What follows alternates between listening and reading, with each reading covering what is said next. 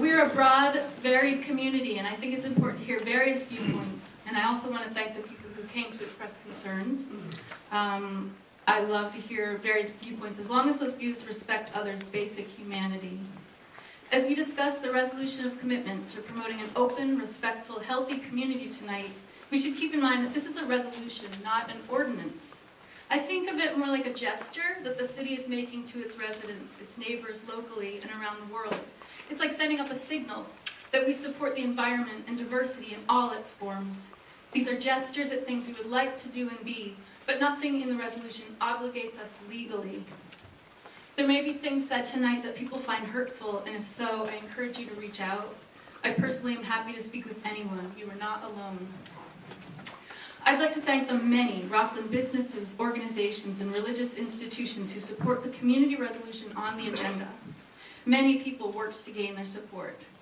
Adas Yasharon Synagogue, Asymmetric Arts, Bella Luna Toys, Bufflehead Sailing Charters, Curator, The Dancing Elephant, First Universalist Church in Rockland, Friends of Penobscot Bay, The Grasshopper Shop, Hello Hello Books, Houston Tuttle, Innerworks Center for the Healing Arts, Island Institute, Archipelago, IZP, Jonathan Frost Gallery, Knox County Democratic Committee, Main Street Markets, Midcoast Community Darkrooms, Midcoast Women's Collective, New Hope for Women, One Less Worry, Over the Rainbow Yarn, Penobscot Language School, Periscope, Playing with Fire, Redbird Acupuncture, Renew Rockland, Real Day Spa, The Ripple Initiative, Rockland Refuge Recovery, Steelhouse, and the Woodstove Alliance.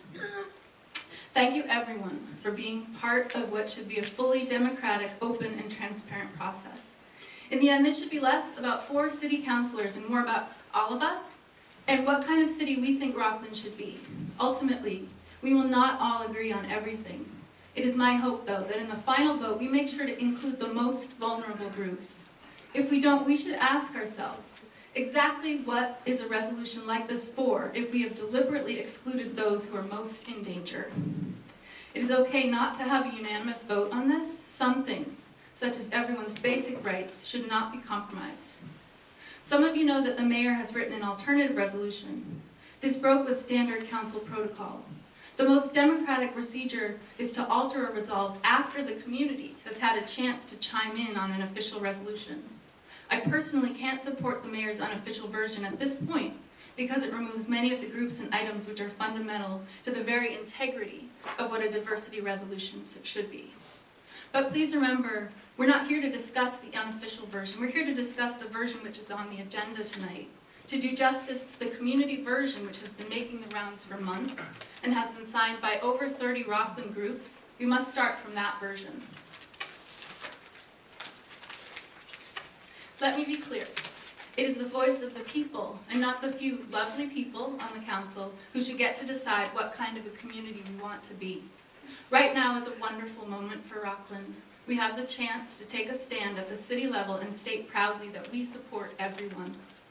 Let's send a welcoming message, particularly to those who, like me, grew up in the area but don't exactly know whether the majority in the community support their right to be who they are, love who they love, look how they look, think how they think. Let's declare publicly that we believe in human rights for absolutely everyone, no exceptions. And thank you all for being here. This really is amazing.